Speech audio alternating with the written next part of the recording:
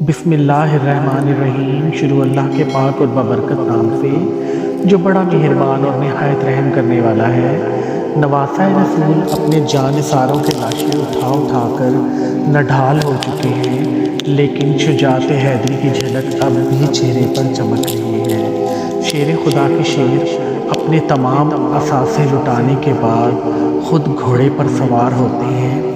حضرت be be زینب رکاب تھامتی ہیں۔ یزیدی لشکر جب تلوار حیدری کو میدان میں دیکھتے ہیں تو ایک دفعہ ہلچل مچ جاتی ہے۔ ہر کوئی امام کے سامنے آنے سے ڈر رہا ہے، کیونکہ جانتے تو سب ہی تھے کہ اب میدان میں کون اترا ہے۔ سبھی نے پیغمبر خدا حضرت محمد صلی اللہ علیہ وآلہ وسلم کا فرمان سن رکھا تھا کہ حسین مجھ سے ہے اور میں حسین سے ہوں، لیکن بدبختوں کی آنکھوں پر لالچ اور طمع نے پردہ ڈال رکھا تھا۔ ہر کوئی دربار یزید میں اونچا مقام اور انعام و اکرام حاصل کرنا چاہتا تھا، لیکن تاریخ نے ایسی بزدل فوج نہ دیکھی۔ سبھی ایک دوسرے کا منہ دیکھ رہے ہیں کہ شہسوار کربلا کا مقابلہ کون کرے گا۔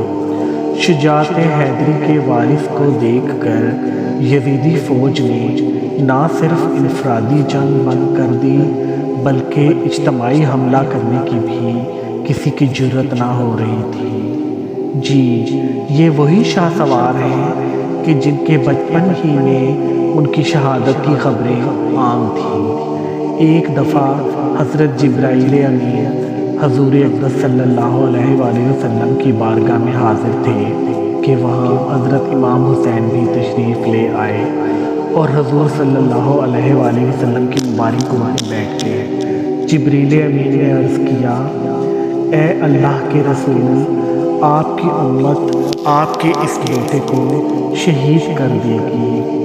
حضرت جبریل نے مقام شہادت بھی بتایا اور مٹی بھی پیش کی۔ اب حال یہ ہے کہ نواسۂ رسول حضرت امام حسین میدان کی طرف بڑھ رہے ہیں اور بزدل فوج دور سے ہی تیر چلا رہی ہے کہ کہیں اگر یہ ہمارے قریب پہنچ گئے تو ہم نہیں بچ پائیں گے۔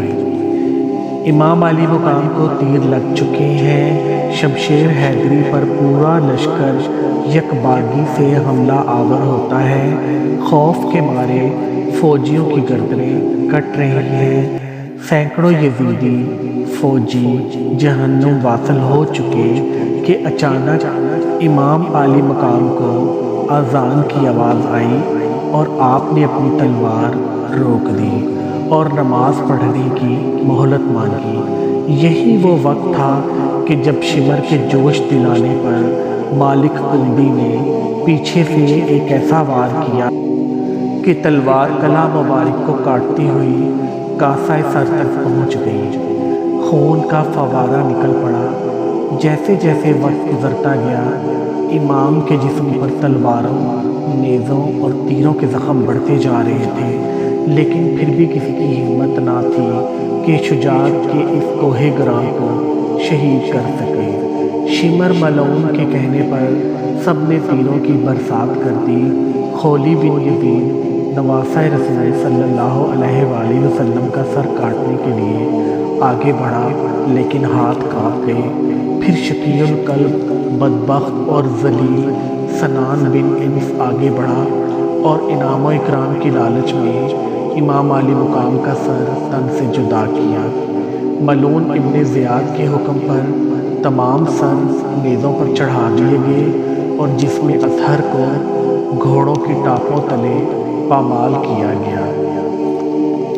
شہادت حسین رضی اللہ عنہ تاریخی انسان کا ایک غیر معمولی واقعہ ہے کہ پیغمبر کے پیروکاروں نے اپنے نبی صلی اللہ علیہ وآلہ وسلم کے نواسے کو بے دردی سے شہید کر کے اس کا سر اقدس نیزے پر سجایا۔ یہی نہیں، خاندان رسول صلی اللہ علیہ وآلہ وسلم کے شہزادوں اور اصحاب حسین کو بھی اپنے انتقام کا نشانہ بنا کر انہیں موت کے گھاٹ اتار دیا۔ نواسہ رسول حسین ابن علی رضی اللہ عنہ اور ان کے 72 جانثاروں کے خون سے کربلا کی ریت ہی سرخ نہیں ہوئی، بلکہ اس سرخی نے ہر چیز کو اپنی لپیٹ میں لے لیا۔ محدثین بیان کرتے ہیں کہ امام علی مقام کی شہادت پر نہ صرف دنیا روئی، زمین و آسمان نے بھی آنسو بہائے۔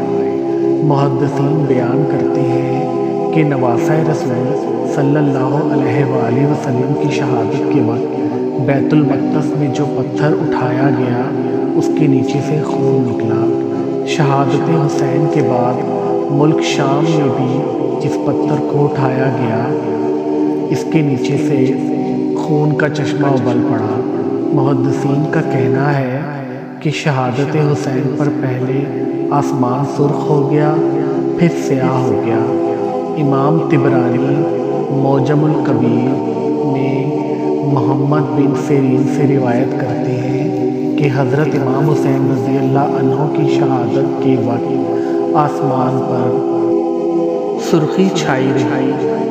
اس کے علاوہ امام بیہقی رحمۃ اللہ نے اپنی کتاب دلائل الانبوۃ البیہقی میں یہ روایت نقل کی ہے کہ حضرت علی بن مسہر نے اپنی دادی سے یہ روایت کی ہے کہ انہوں نے کہا کہ امام حسین رضی اللہ عنہ کے زمانے میں کم عمر دوشیزہ تھی، اس وقت آسمان کئی دنوں تک جمے ہوئے خون کی مانند ہو گیا تھا۔